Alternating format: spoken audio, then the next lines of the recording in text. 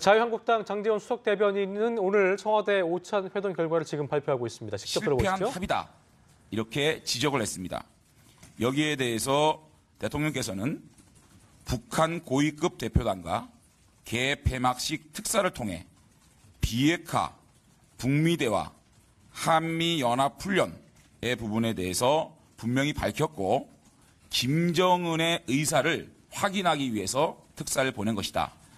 라면서 이 비핵화 문제에 대한 명확한 답변은 제가 듣기로는 정확한 답변이 좀 아닌 것이 아닌가라는 생각을 했습니다.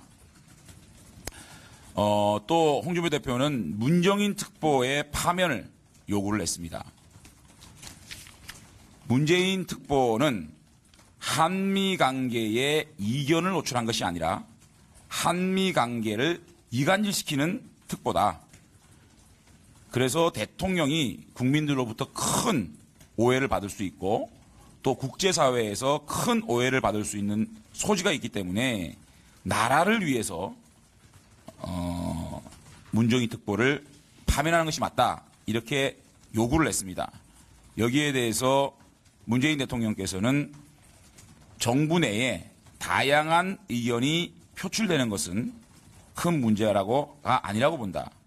자유한국당과 바른미래당 목소리를 대변하는 특보를 드릴 이유는 없다. 그래서 제가 그 말씀 두 분께서 말씀하시는 느낌으로는 문정인 특보의 파면은 고려할 생각이 없다라는 것을 분명히 하셨고 문정인 특보 정도의 얘기는 허용할 수 있는 얘기가 아닌가 이런 느낌도 제가 받았습니다. 그리고 가장 중요한 문제를 또 지적을 했습니다. 이번 남북 정상회담이 핵 동결과 탄도미사일 개발 잠정 중단으로 합의를 하면 결코 안 된다. 핵 폐기가 아니면 대한민국에 큰 재앙이 발생할 수 있다는 것을 강조하면서 분명히 핵 폐기 전제 없는 남북회담 무용론을 제기하셨습니다.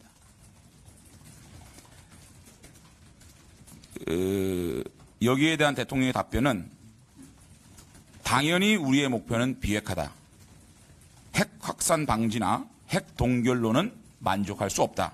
그러나 핵 폐기는 최종의 목표이고 바로 핵 폐기가 어려울 수 있는 현실적인 문제에 있어서 핵 폐기 전 단계까지 이런저런 로드맵을 거치는 것은 있을 수 있는 일이라고 본다. 이 답변을 통해서 사실상 핵 동결을 포함한 단계적 비핵화 가능성을 시사했습니다. 단서로는 우리 모두가 서로 지혜를 모아야 하고 미국과의 논의가 필요하다 라면서 그 대화 속에서 제 느낌은 북한의 핵을 이렇게 핵 동결로서 이 비핵화 문제를 합의를 할 수도 있다라는 굉장히 좀 우려스러운 그런 답변이었습니다. 다시 한번 대표께서는 그렇게 핵 동결로 비핵화 문제가 합의된다면 국가에 대재앙이 올 것이라고 다시 한번 강조를 했습니다. 또 한 가지 언쟁이 조금 있었는데 문재인 대통령과 홍준표 대표 간에 홍준표 대표께서 북한과 지금까지 수없이 많은 대화를 반복하는 동안 북핵 완성이 마지막 단계에 돌입했다. CIA 보고서에 의하면 3개월에서 1년 안에 핵이 완성될 수 있다는 보고서까지 나오고 있는데 만약에 이번에 남북 정상회담이 북한의 시간 벌기용 회담으로 판명이 난다면 국민들과 대한민국은 정말 어려운 국면에 접어들 수 있다. 거기에 대한 대안은 있느냐 이렇게 질문을 했습니다. 그 질문에 대해서 문재인 대통령께서는 역으로 그렇다면 홍준표 대표께서는 어떤 대안이 있느냐라고 역으로 질문을 했는데 홍준표 대표께서는 모든 정보와 모든 군사 상황과 모든 국제사회의 정보를 총망라고 있는 대통령께서 그것을 나한테 물으시면 어떡하느냐.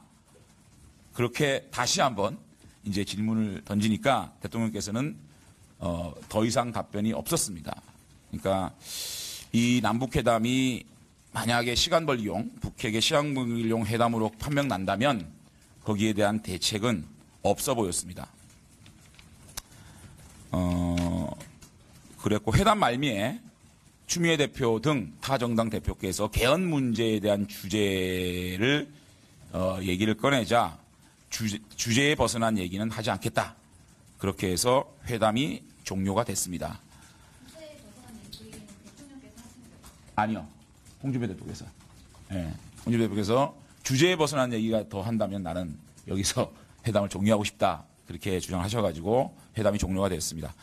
문재인 대통령과 홍준표 대표께서 헤어질 때 문재인 대통령께서 이런 자리 만들면 또 오실 거죠? 이렇게 물어보셨습니다. 홍준표 대표께서는 웃으면서 한번 보고 올지 결정하겠다. 이렇게 얘기를 하고 서로 악수하고 헤어졌습니다.